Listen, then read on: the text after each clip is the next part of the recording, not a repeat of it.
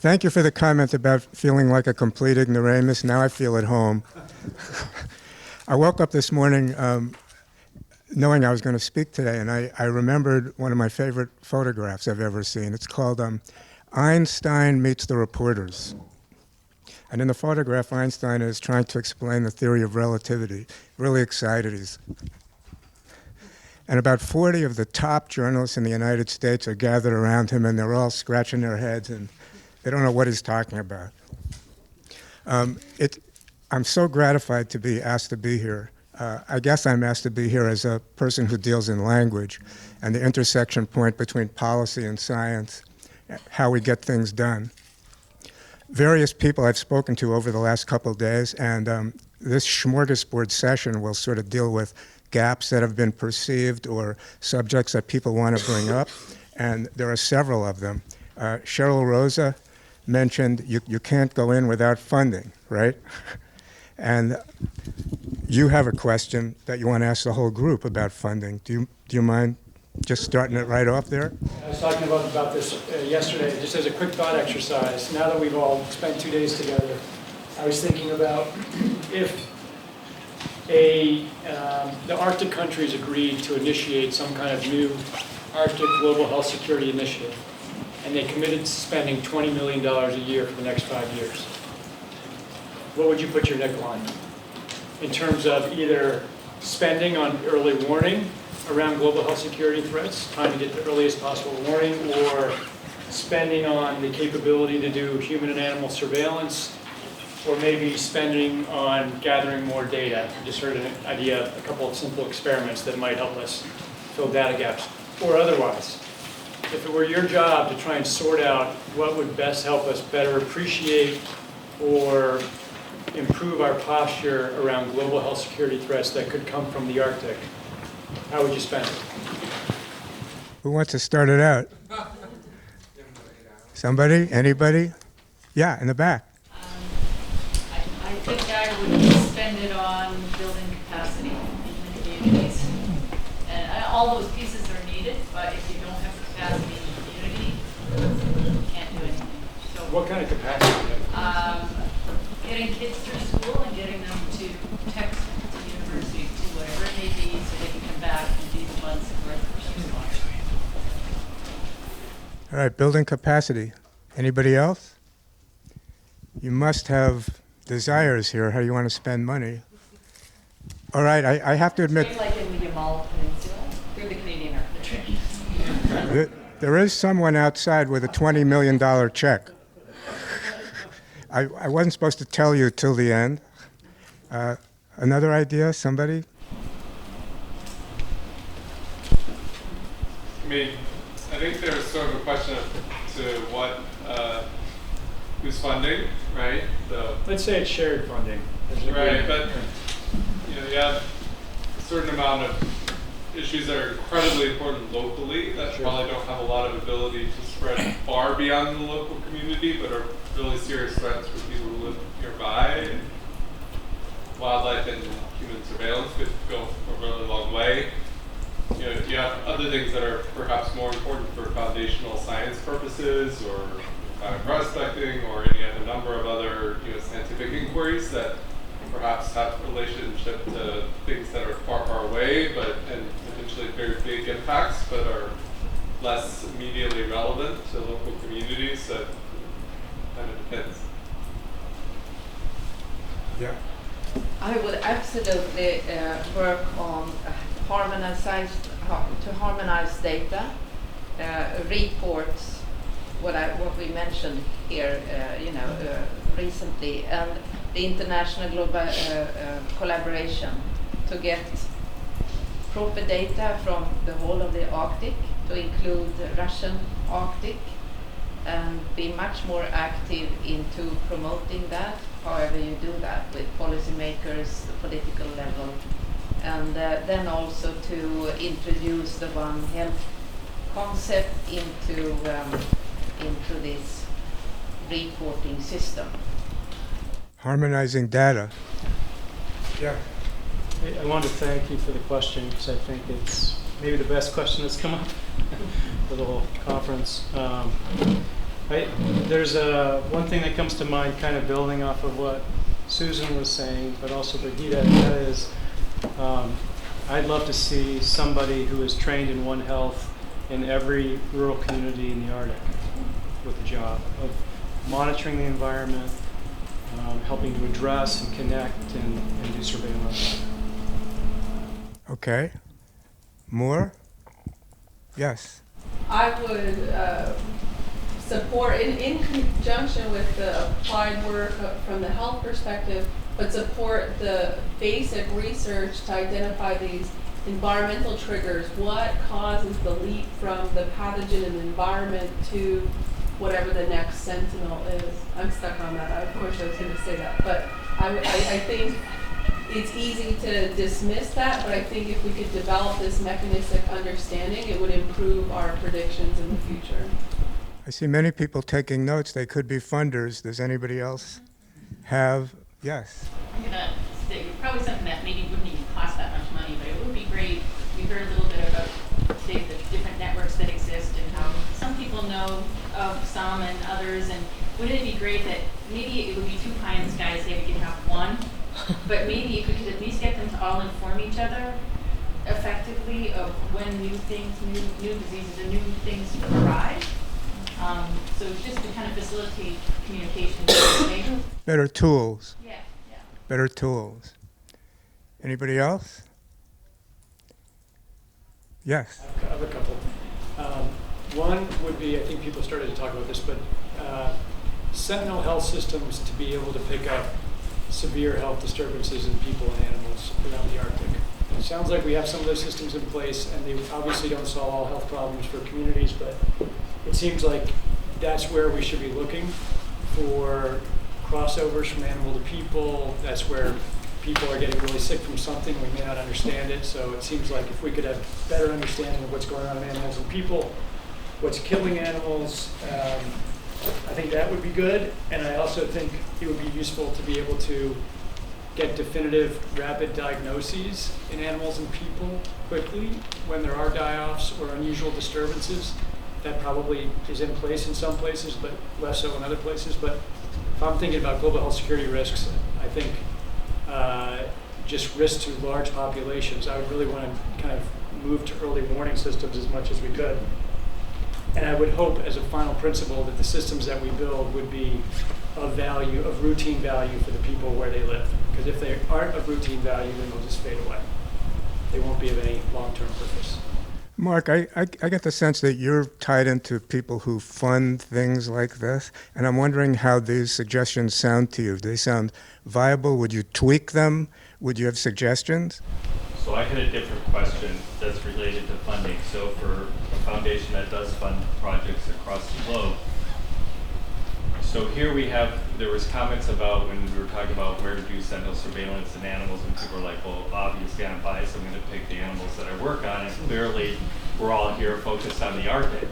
But when we look as our board of directors of presenting where we're going to spend our money, we actually have a hotspot map of the globe of where diseases are likely to emerge based on all kinds of factors. The Arctic doesn't light up. So what I'm asking is, we talked a lot today what I would call absolute risk of this happening. What is the relative risk when you are looking at a pot of money to spend around the globe for global health security? I'm not talking about personal health security, animal health security. I'm talking global health security, which is this topic. What is the relative risk of the Arctic when we compare it to spending money across the globe? So, That's the question I would ask. And you would ask that in proposals, right, for funding, and as would other organizations. I'm asking the group, like, what is the takeaway for those who don't just work in the Arctic, but have to make decisions about where to spend limited money? How do we judge the relative risk of the Arctic versus other areas? What a great question. I don't work in the Arctic, but I think I would suggest you rephrase the question in the sense of what is the potential reduction in the global disease burden for the next dollar, and where would that be maximized? That's a slightly different version than what you asked. And your answer? I don't know. No, I don't know. I think it's an important question and one that needs to be tackled. But, I phrase it that way simply because the cost of production may differ significantly in the different geographical areas. Well, because it's many countries that we go to. I mean, I just visited a hospital in the Serengeti who literally said they have 1,000 fevers of unknown origin. Okay, when I look at the burden of that, I haven't heard anybody talk about massive amounts of undiagnosed disease in the Arctic. So I have to worry about, like, if we're clearly looking for the next emerging disease that could be a pandemic or a global threat, this is what I'm seeing when I go to Africa and Southeast Asia and South Asia. And so for me, it's really hard. I came to this meeting because I wanted to understand, is there a real risk? Which I'm not sure anybody has convinced me. But then I have to weigh investing money to determine that risk versus places where we absolutely know there's already a risk. That's where philanthropic dollars have a hard time understanding, Not just philanthropic dollars.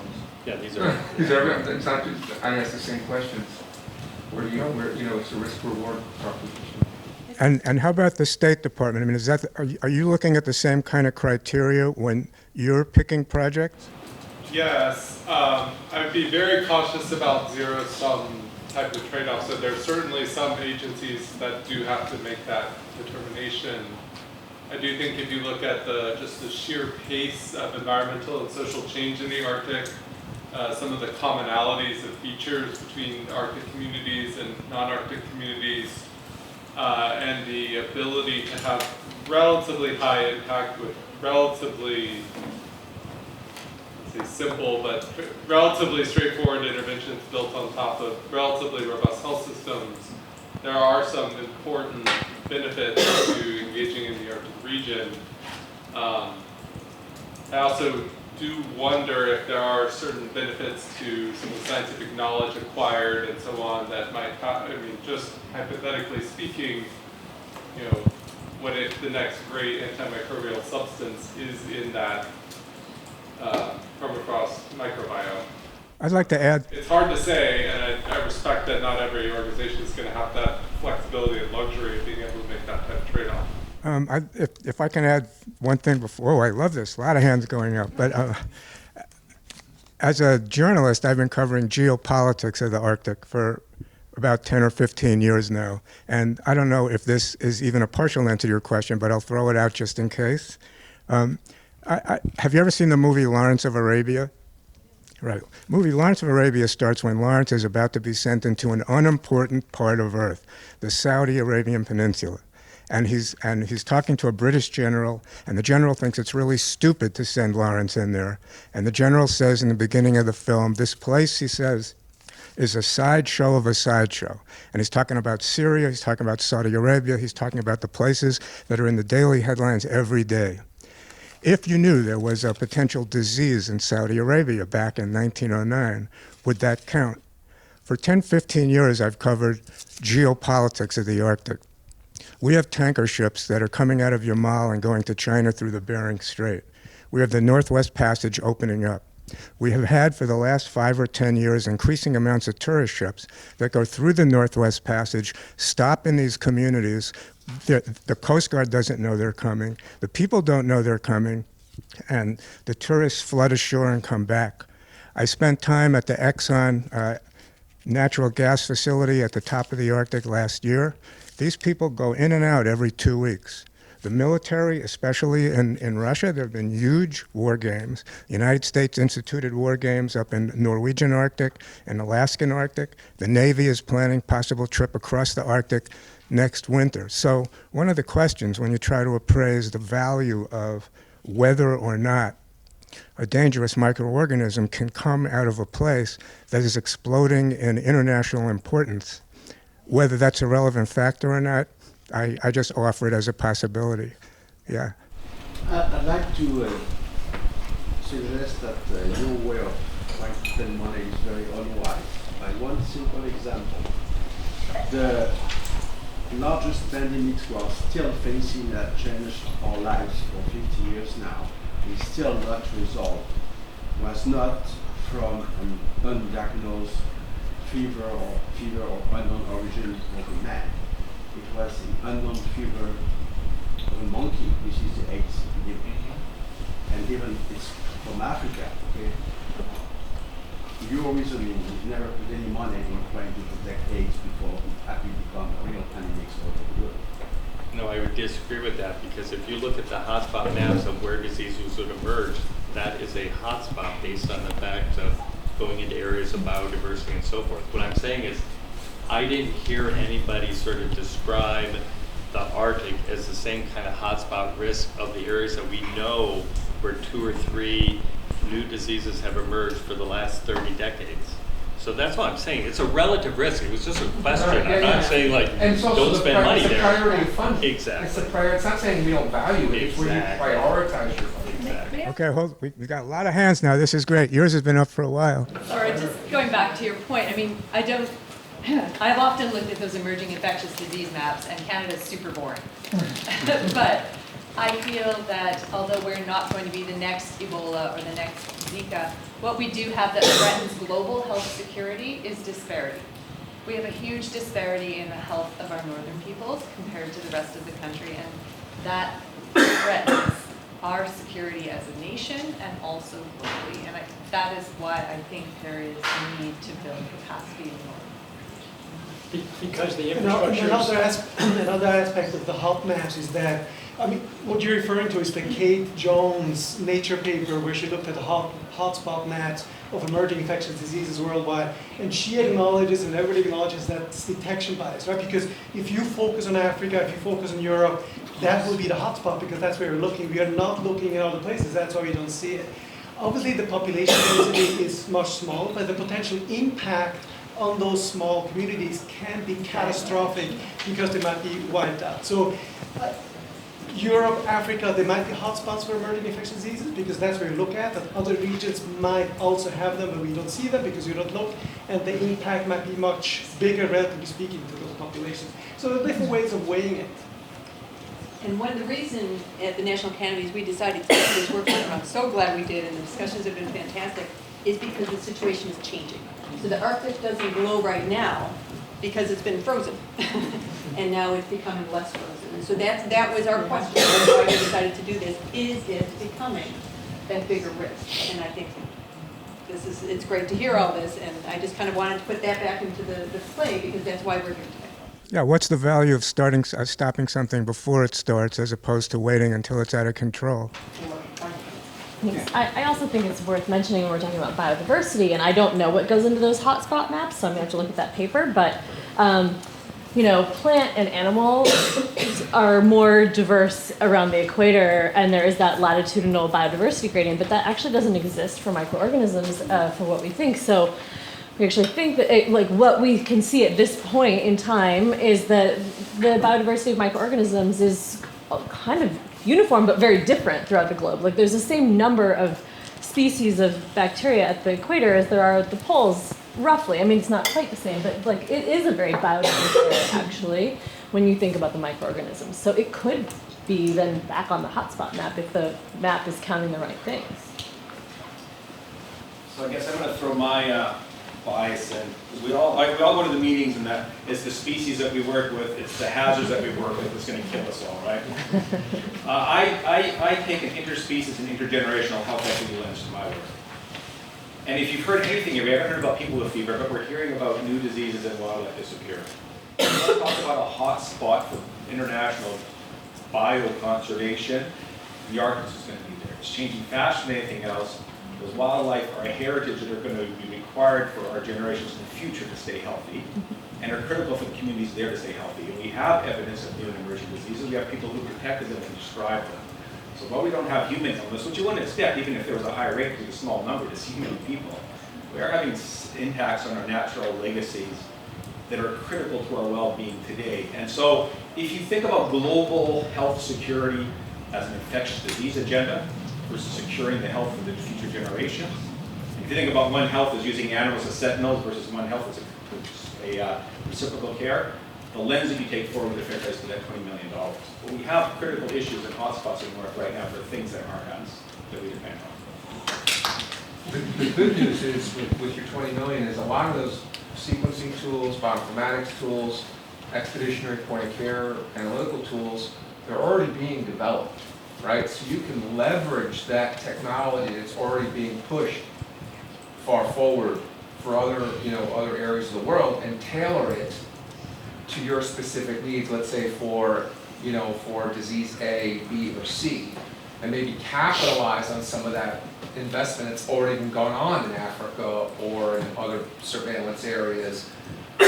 So you wouldn't, what it would say, because it goes to your question, with $20 million, well, you could put some expeditionary sequencing sites and capitalize on that research that's already been done to standardize protocols, standardify bioinformatics, and spend that money on biobanking some samples and then doing the analysis, right? So a lot of that route infrastructure has already been funded and being used by other equities in the U.S. Department of Defense and other countries' Department of Defense, other countries' public health surveillance networks for other regions of the world, but then take them and use them to answer some of those questions in these regions, and then use some of your money to do some education or to get the samples, right? As I mentioned in the side group, and a lot of people that may be working in West Africa, one of the problems in West Africa was they had a lot of great samples, right?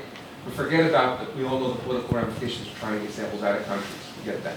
But the freeze thawing and keeping those samples, right? A lot of those samples were just thrown away, when they could have been used or banked or analyzed later. And put your equity there and capitalize on investments that already are happening in technology. I was just going to say, just to respond to Mark, if Mark is being skeptical about the comparative size of the emerging infectious disease or pandemic threat coming out of the Arctic, what kind of data can be collected to counter his skepticism? If you had money to spend to try and better, you started to talk about it, Bert, with one simple experiment about viability in permafrost. Are there other things that could be done to try and better characterize the risk, provide more data so that you could begin to think about comparative risks in the world? Sorry, before that question, I just want to add something to your last question. Something I haven't heard talked about is how in a lot of the world, the indigenous people or the local people are land stewards and are often the ones fighting off coal mines or oil drilling projects. And those types of projects are potentially hugely damaging to local health, downstream health, things get into the water supply, and if an infection wiped out a community in a certain area, then those stewards would no longer be there, and there could be a land rush, and the protections that are put in place by the people there would disappear. And so it's not even just, could this infection get out, but rather, if a certain population dies, what protections will be gone and what downstream effects can there be? There are some indigenous communities that support the drilling. Oh, definitely. I'm just yeah. Just point it out. It's true. Yeah. So I thought that was a really good question about what might make the case, because I do think there's some value in scoping before you try to make the case. And a couple of things. One is this conference was very specifically scoped around thawing permafrost and melting ice, right? But a whole bevy of other topics that were only loosely touched upon. Everyone ranks flu as the top pandemic risk. There are some important issues related to flyways coming in on the Arctic, as well as birds that are not well understood, could really benefit from science. And then the other side is also true to my understanding, and CDC Alaska colleagues can speak better to this, but some of the heaviest impacts of things like the 1918 outbreak were Alaskan communities because they were somewhat set off from the rest of the world, and when the virus showed up, it was catastrophic mortality. And so as was mentioned, with this very large increase in travel and trade and much, much greater contact between Arctic and non-Arctic communities, I think we have to consider the risk as going both directions. Mike, I don't mean to put you on the spot, but have I got the science right? Yeah, no, absolutely. And I know we've talked about a lot of things here, but I do feel like the Arctic countries, just going back a little bit to what Emily, I think, was saying, is that in many of the Arctic countries, if you look at a map of the Arctic countries, you see that we don't show up as having problems. We don't show up as having these health risks and health diseases and these infectious diseases. And it's because we have hidden populations within many of our countries. Alaska has indigenous people that are living under quite different conditions out in the rural villages than people in the cities. I'm not going to speak for the other countries, but I think Northern Canada has a similar issue to Lower Canada. Greenland has a similar issue compared to Denmark. Probably Russia has similar things. I'm not going to speak for them, but we have hidden populations for which there are great health differences. And I think those health disparities are extremely important. And it's very frustrating to me, sort of being an advocate for Alaska Native and Indigenous peoples, to see sort of Alaska declared, or the U.S. declared, or other countries declared as not having an issue with this, when we do.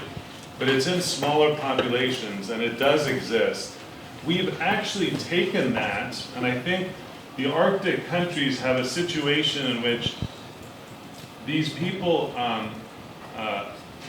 unfortunately, many of which live under lower socioeconomic conditions, in crowded housing with poorer air, some of whom don't have access to water and sanitation.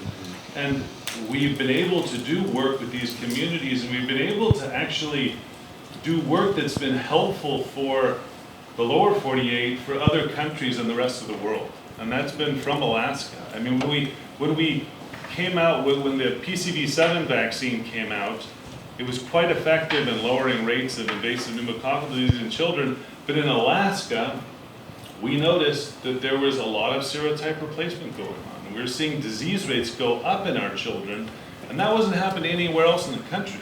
And we were going to meetings, I think, Jay, you were doing this too. We were going to meetings and we were presenting this data, and people did not believe us. And they said, no, it's just a small place, it's not happening.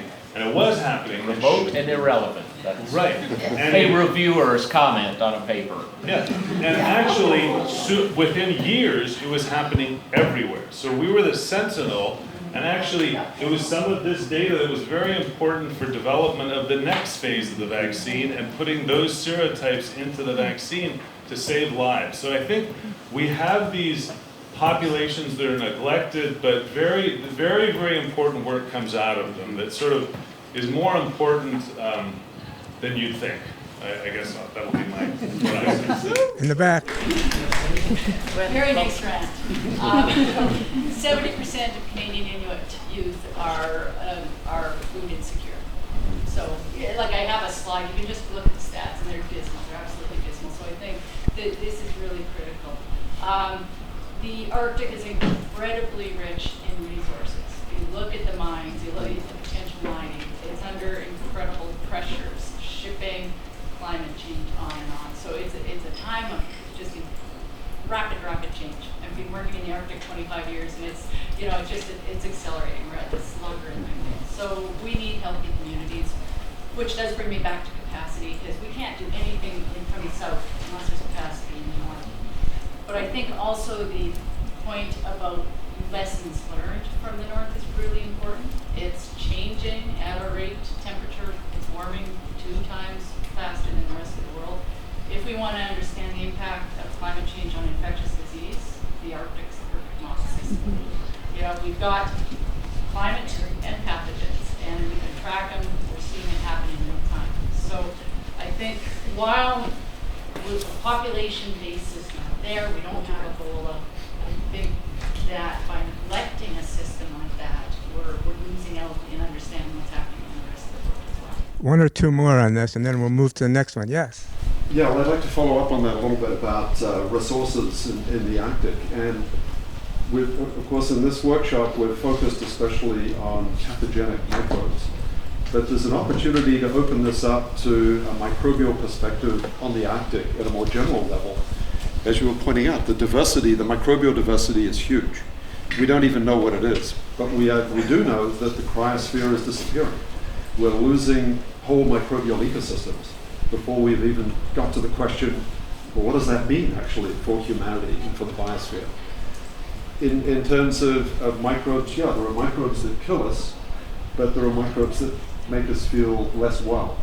And so, for example, in many of these Inuit communities and northern communities, accommodation is a real problem. People are, there is a problem of overcrowding, difficult ventilation systems. The building microbiomes are very unhealthy situations. We don't really know very much about that aspect of the microbiology of the North, but we should, and it's to the benefit of the people who live in the North. It might also be to the benefit of those of us who live in the South, who live in buildings, in terms of thinking of this as a modern way of interacting with the environment. So a broader microbial perspective could be very interesting from a conservation perspective of planet Earth in terms of new resources, microbial, biotechnological, biomedical resources, and of course, pathogenic questions. So, one last one, Cheryl? Okay, I just wanted to make one comment about, I completely agree with Susan in terms of capacity. You guys have heard that from me already. But one caution, I've been trying my best indeed at the DC level to get additional resources for capacity for quite some time. And never has there been a more poorly understood, as someone coming from Alaska trying to, and I don't think it's just me, just trying to let people know that aren't in the Arctic what capacity augmentation means. It's a very hard concept. People generally first think I'm talking about something completely different because capacity means a lot of different things to different people. But it's hard. It's a very hard thing to communicate the need for to people who haven't experienced the conditions in rural Alaska. And so it's an uphill battle, and I think that maybe we should, maybe Susan and I can discuss some strategies there because I haven't been able to get a lot of movement there. So just a sidebar on that. Well, so many Americans don't consider Alaska part of the United States. It's not connected to it. Shop owners in Anchorage, shop owners in Anchorage are asked if they take American money. Sometimes it's true. And one congressman told me a story where a congressional delegation was taken to up to northern Alaska. Congressman got out of the plane, and the first one said, "So, where's the wilderness?" And they were in it. So they really had no idea where they were. Climate change has come up twice today.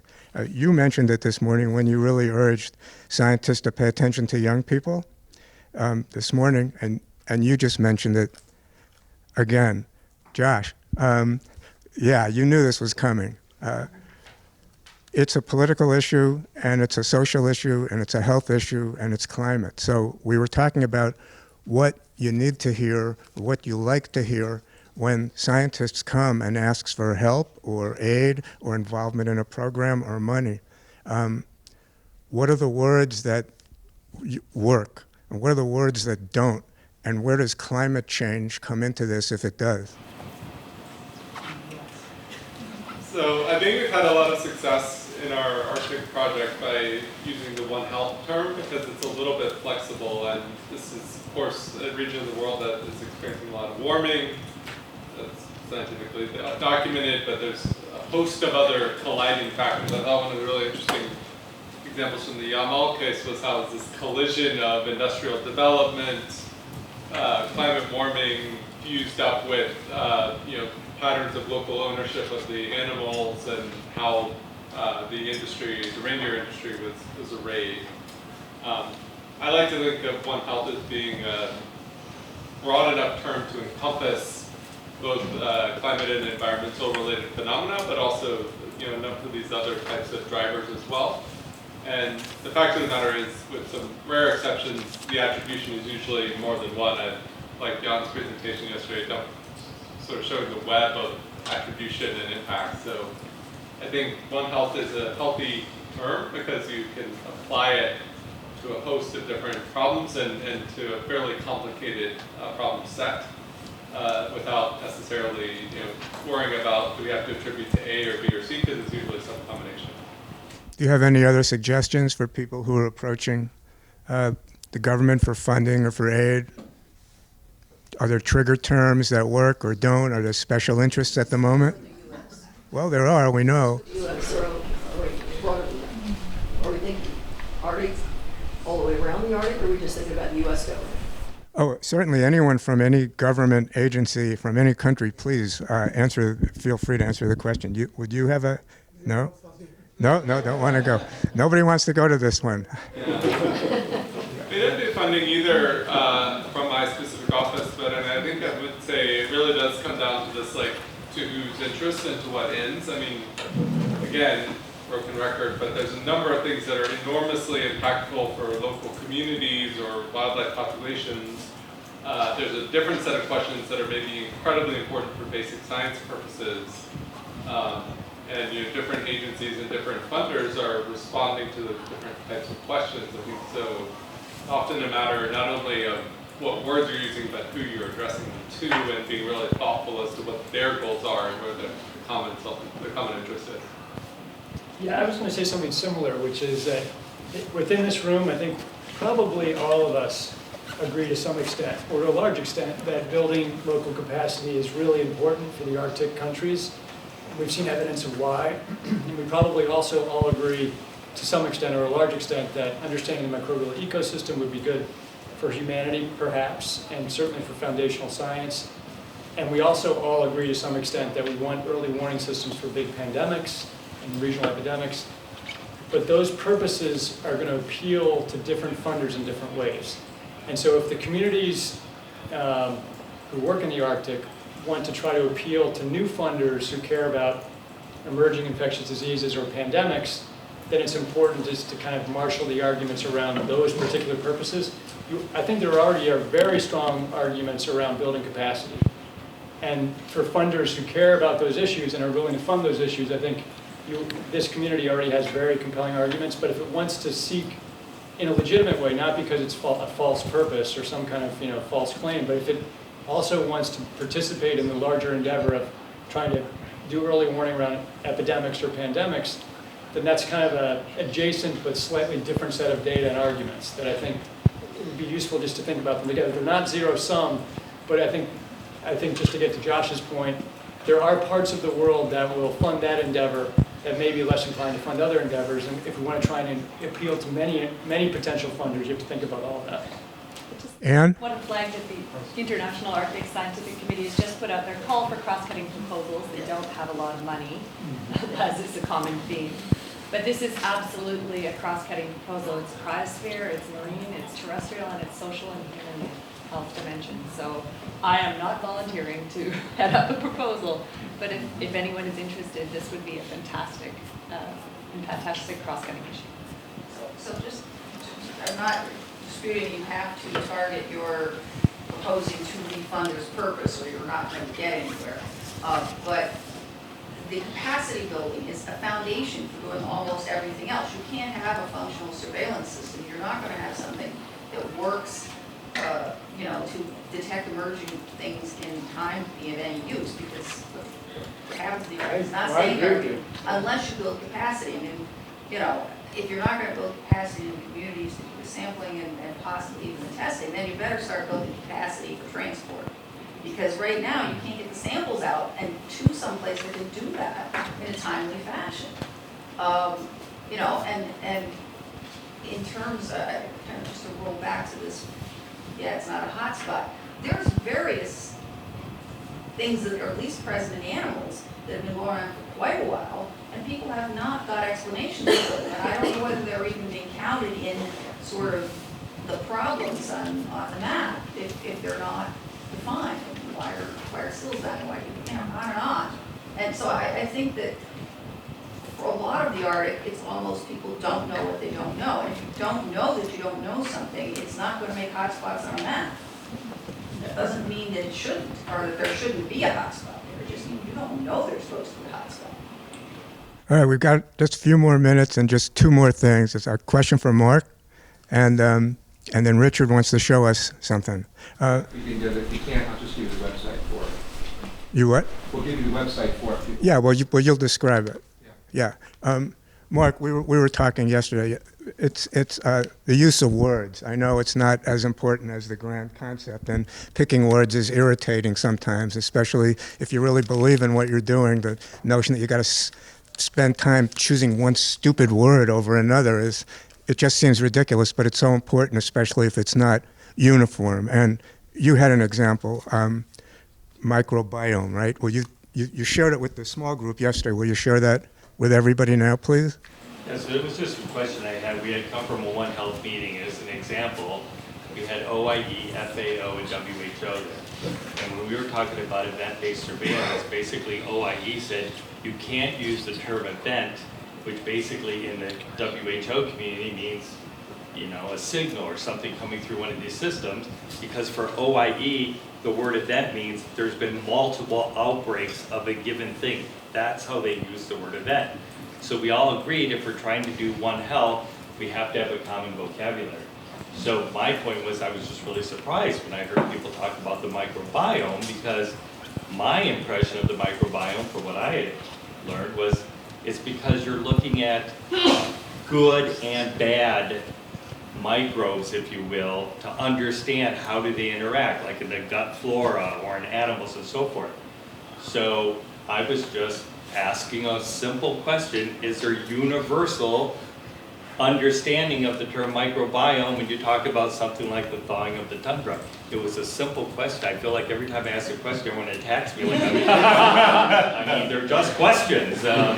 So I think since then I've heard examples where people are talking about maybe finding a new antimicrobial in there, or, so people seem to accept that as a term. So it was just a question, but I'm walking away. Microbiome was okay, that you're all using it different ways. But it is hard in One Health because we do use the same words within our own communities that might mean different things, because that was really illuminating, I think, to everybody in the room, that OIE used event to mean multiple outbreaks of something when most of the other communities just mean it's the first signal of something happening. And terminology, it's so important. I'm remembering a few years ago I was driving in Atlanta and I had on NPR, National Public Radio, and the reporter was talking about sustainable development, a term that's come up twice in the last hour here. And ABC, which reaches 200 million people, the reporter said, and scientists reported today that it is important to sustain development. Which, if you think about the literal meaning of the term, and the reporter just has 5 minutes, use a good term. Anyway, wrapping up, Well, my thought was just that, whether you're talking about human populations or the environment or wildlife, when you are having kind of systemic stress, that's a hot spot. And I think what we see is signals from communities, not just randomly, but reoccurring strong signals of die-offs. And so I think there's probably no place more stress than the Arctic. And I think that's why it's really important to put resources in there and build capacity and do these things. Just by way of example, I'm going to use a Leo example here, but in the past 10 years of tracking categories of different types of events, we have a category called die-off, and it's never been above, like if you look across the whole year, it's never been above like the top 20 as far as categories. This year, for the first time, it was number 2. So all of a sudden, die-off has become the selected category that people are using to describe the events that they're seeing. And not only is it they're using that term, but it crosses from every level of the ecosystem in some regions. It's shellfish, plankton, birds, seen all the way up. So I think that's another thing you have to factor in is the region, the environment, the people are all throwing up signals that something really systemic is happening. And so it's very high vulnerability.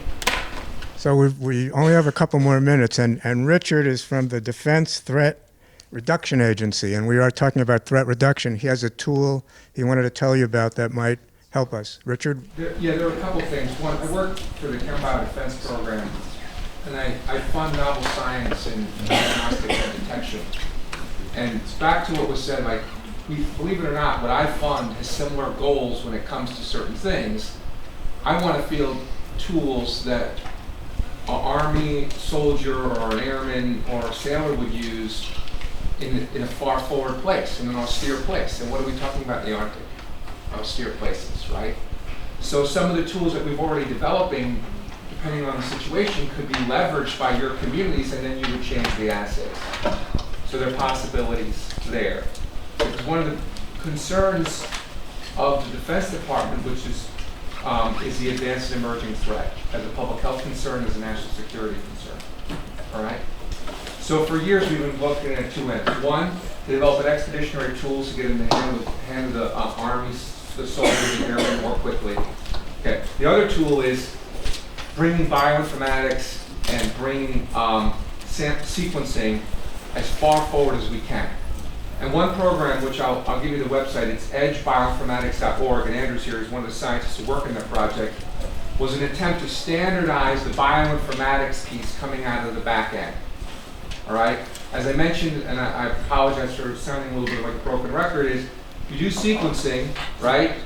A lot of people in this room will have different sequencing analytical tools that they could use, right? That they're comfortable with.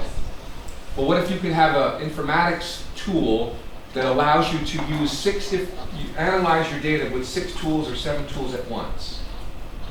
And do it in a way where it puts your data into a workable format, in a report-like format, which could be easily transitioned to other laboratories, other colleagues. And even the data is of high quality because it also says quality. The information you can use that to publish papers, right? So this tool at this website, I'll leave it here, is publicly available to use. You can look at, Andrew could pull it up on your computer right now. Would you say it one more time, please? Bioinformatics.org. I'll write it on there before I leave. And what the other thing about this tool is, what's great about this, it's unique and it's standardized. I mean, you could develop a unique application to house in the tool and be in the tool, run your unique application and run everyone else's and compare it to it. Richard, thank you so much. Thank you for your patience. Thank you for setting this up. What a wonderful conference. Thanks.